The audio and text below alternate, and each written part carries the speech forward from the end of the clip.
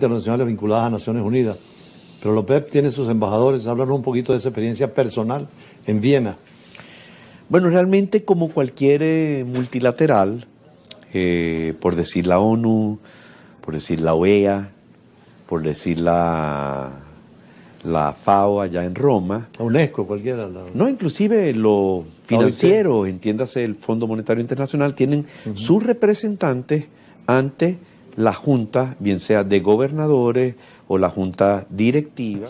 En el caso de la OEA son embajadores y no tienen nada que ver con el país. O sea, el país sede cambia. De hecho, la OPEP estuvo primero en Ginebra, estuvo después en Viena. Y hay organizaciones que han estado en algunos otros países. Digamos que los países neutrales son aquellos que están hechos a la medida de acoger, por su neutralidad, ser sedes de organismos multilaterales. El caso de Austria, como Viena, el caso de Viena, como el caso de Ginebra. El caso de la ONU en Nueva York es un caso particular, pero tiene la salvedad de que hay una sede importantísima de la ONU en Ginebra y otra en Viena. En el caso de la OPEP, cada país tiene lo que se llama un gobernador. Con privilegio, igual que ante el Fondo Monetario Internacional. Con privilegios hay y inmunidades. Un gobernador. Sí, en base a el acuerdo entre el organismo y el país, tiene una sede, tiene todas las atribuciones de ser un diplomático en ese país, en representación del país ante ese organismo. Por cierto, cuando uno visita la sede de la OPEP en Viena, le dicen, por aquí un venezolano que secuestró a todos los ministros del petróleo y se los llevó unos a Argelia y otros a Libia, entre ellos el venezolano Valentín Hernández. Es histórico eso, ¿no? Sí, es histórico realmente.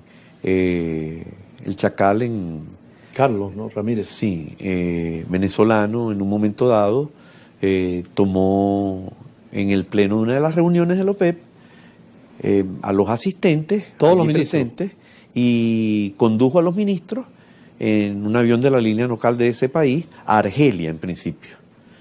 Ese fue el primer destino. Y después hubo un segundo destino y plantearon lo que hacen este tipo de movimientos, pues, sus reivindicaciones y sus exigencias. Ahora en la OPEP nosotros tenemos un embajador ante el gobierno de Viena, de Austria. Sí, claro, el Ministerio de Petróleo tiene su embajador, no recuerdo ahorita el nombre exactamente de la persona. Generalmente Venezuela tiene varios embajadores en Viena. Bueno, en Viena está el embajador ante el país, pero el embajador ante el país además es embajador concurrente. Tú que estuviste en varios países, no sé si te tocó concurrencia, en Eslovenia, que es un país próximo. Sí, yo estaba en Kuwait y tenía concurrencia en Qatar y Emiratos Árabes Unidos. Correcto. Entonces, el de Viena es concurrente ante la ONU y es concurrente ante Eslovenia, que yo recuerde. Pero el de la OPEP es de la OPEP nada más. ¿Y el Organismo Internacional de Energía Atómica quién lo sigue? Ese es un organismo adscrito a la ONU y también debe tener un mecanismo de representación de los distintos países que son parte de los desarrollos de una fuente poderosísima de energía, que es la energía atómica. Ahora, se vio en las partes de que en un momento dado Alemania y Francia generaban electricidad con aproximadamente casi un 50% cada una. Un poco más, Francia, con 60, energía nuclear. Sí. Más del 60, nuclear, sí. Que es más barato aparentemente el kilovatio hora de energía nuclear que el de petróleo. No, y no solo eso, sino que lo que producía un barco de petróleo o de fuel oil, combustible residual en energía eléctrica, lo producía una cosita así del tamaño de ese libro. Unos gramos de uranio enriquecido, sí, que es el tema que está planteado ahorita en Irán. Que sí, lo que pasa es que hay una gran diferencia entre el enriquecimiento o el nivel de esas concentraciones de uranio para la parte, inclusive médica, porque tiene muchas otras aplicaciones. Los radioisótopos, sí. Y, exactamente. Y la parte que tiene que ver con asuntos bélicos, ¿no? Por Entonces, cierto, vi un estudio... la supervisión permanente del Organismo Internacional de Energía Atómica, que estuvo por años, conducido por un árabe, no recuerdo de qué país era, que se llamaba Mohamed El Baradei. Mucho tiempo, sí. Mucho tiempo. Ahora no recuerdo el nombre de la persona. Es un argentino ahora, latinoamericano, experto en energía creo nuclear. Que sí. Es que Argentina tiene reactores de más de 1000 megavatios, produciendo electricidad. Bueno, Venezuela fue el primer país en Latinoamérica que tuvo un reactor Con un maracucho al frente. aquí en el IBIC. En el IBIC. Pero de 6 megavatios, nada más 4 megavatios, que fue Fernández Morán quien trajo la idea, ¿no? Humberto Fernández Morán. Extraordinario. Un científico zuliano, por cierto. Trabajó con Oppenheimer en la bomba atómica y en toda esta serie de cosas. Y fue nominado premio Nobel, pero para no renunciar a la nacionalidad no los pudo aceptar. Ahora, ¿ya la energía nuclear sigue siendo alternativa o no? Mira, la energía nuclear en la matriz de consumo de energía mundial, en donde están incluidos los hidrocarburos, que son petróleo, gas y carbón, los renovables y la nuclear, antes del accidente en 2012 en Fukushima, era el 14%. Y bajó del 14%, y esto es interesante comentarlo, Julio César, bajó al 6%.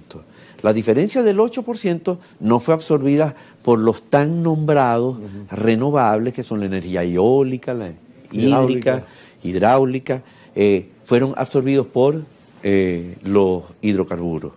Siempre y cuando haya tecnología adecuada para evitar las emisiones, sea en gas, petróleo y carbón, y siempre y cuando en el fracking, el subsuelo, no se contamine, que fue una de las críticas que se le hizo a esto, pero principalmente en los Estados Unidos de Norteamérica, que es donde se ha hecho más fracking, el ministerio. Y sabemos que en los Estados Unidos la institucionalidad y la independencia de esas institucionalidades no permite que eso se haga. Sin embargo, las propagandas eran en esos sentidos. Vamos a ir otra vez nuevamente a un corte comercial, pero quería señalar que no solamente fue Fukushima, sino también Chernobyl, ¿te recuerdas? Chernobyl vino primero, era Unión Soviética, y era Gorbachev. Y tuvo consecuencias que no se conocen, pero fueron letales para muchas personas. Fukushima, que fue construida con base a todas las precauciones que se debían tener con base a Chernobyl. Y sobre todo Japón. Lo que menos se imaginaron fue que un tsunami iba... Y sobre todo Japón, que optó por la energía nuclear después de Hiroshima y Nagasaki, que quería una seguridad absoluta, pero nada de seguro en la vida, ¿no? Lo que menos se podían imaginar era que un tsunami, y de hecho hay una serie, creo que en Netflix, que se llama 8 días, de cara a esto. Entonces, ya después de Fukushima, que fue en el 11 o 12, ya prácticamente todos los proyectos nucleares en Francia y Alemania, que eran los vanguardistas,